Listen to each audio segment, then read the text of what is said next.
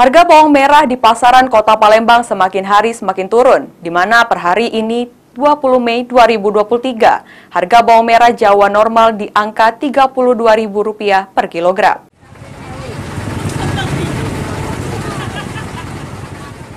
Harga sejumlah komoditi di pasaran Kota Palembang tidak mengalami kenaikan, terutama harga bawang di pasar 10 Ulu Palembang normal di angka Rp32.000 per kilogram.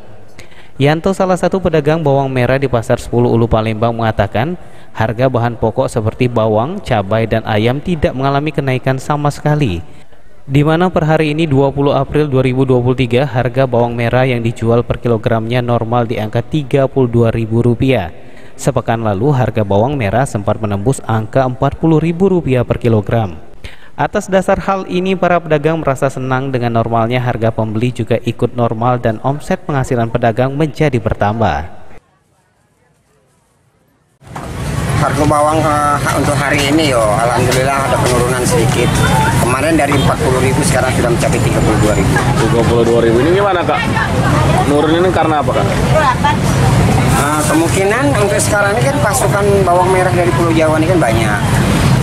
Peminatnya kurang, makanya barang ada anjlok. Ini diperkirakan seminggu ke depan atau sebulan ke depan bakal turun apa? Bakal turun lagi, tak? Untuk seminggu ke depan mungkin bisa ada kenaikan. Mungkin bisa seperti semula 40.000. 40.000, sekarang 32 ya. Irawan, PAL TV.